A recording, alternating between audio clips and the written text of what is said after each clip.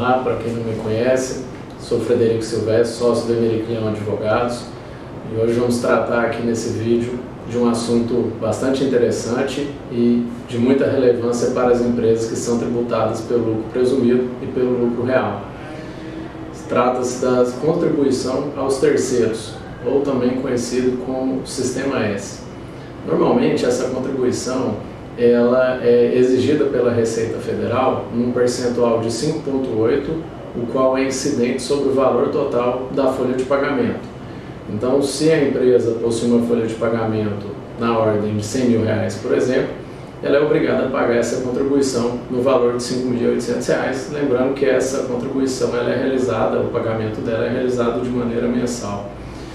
A grande questão, e que vem gerando uma discussão bastante grande nos últimos 2, 3 anos, é que essa contribuição, ao contrário do que a Receita Federal, da maneira como a Receita Federal vem exigindo, ela é passível de questionamento, de modo que é possível as empresas limitarem essa base de cálculo a 20 vezes o salário mínimo. Isso implica dizer que, ao invés de contribuir sobre o valor total da folha de pagamento, as empresas passariam a contribuir sobre esse limite.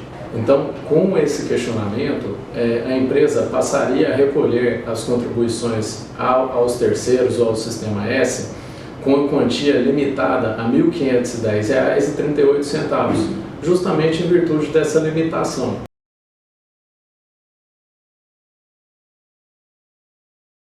Existia uma legislação, lá atrás, que estabelecia que as contribuições aos terceiros e as contribuições à Previdência Social estariam limitadas ao 20 salários mínimos, ao montante equivalente a 20 salários mínimos vigentes à época do recolhimento. No entanto, posteriormente, houve a edição de um decreto que excluiu dessa limitação a incidência das contribuições previdenciárias.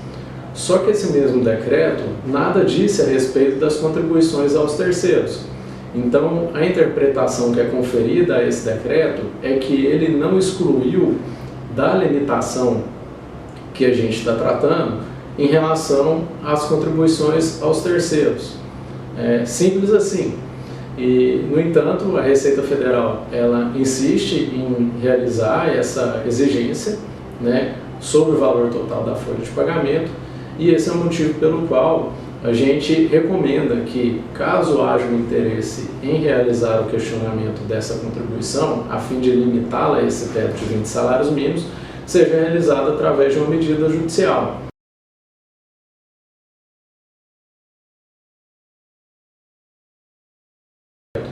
Porque, como a Receita Federal tem um entendimento distinto, certamente que, se você fizer sem ter um respaldo do Judiciário, a Receita Federal, se porventura ela identificar esse recolhimento a menor, ela vai realizar uma autuação por meio da qual, além do tributo recolhido a menor, ela vai impor em desfavor da empresa o pagamento de uma multa, que pode variar aí de 75% até 150%, dependendo do caso. Então, por essa razão, de uma maneira mais conservadora, a gente recomenda que esse questionamento seja feito através de uma medida judicial.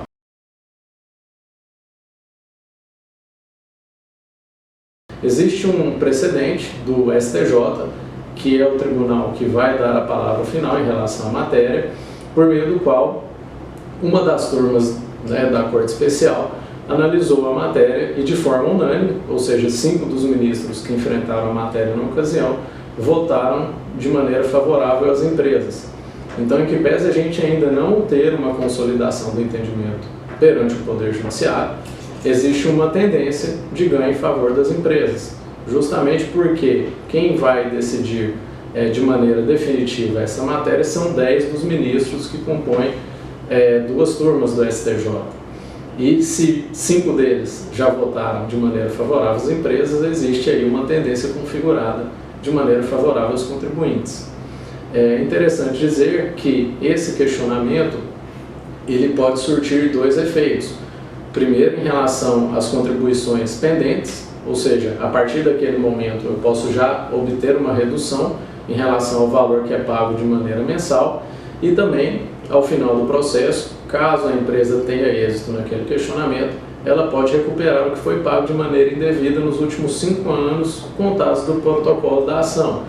Então, por exemplo, uma ação que é ajuizada na data de hoje, a empresa poderia recuperar tudo aquilo que ela pagou de maneira indevida e também aqueles valores que eventualmente ela recolher ao longo do processo. Ela poderia recuperar isso na forma de crédito e utilizar esses valores para pagar outros tributos, né, que porventura ela apure na sua contabilidade.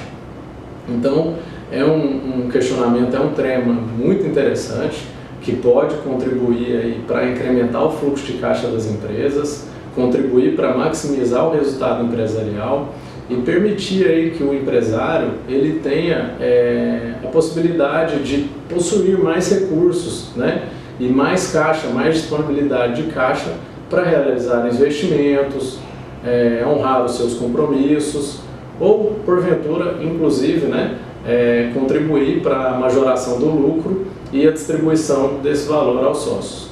Então, basicamente é isso, pessoal. Se tiverem alguma dúvida, pode entrar em contato aqui conosco. Obrigado.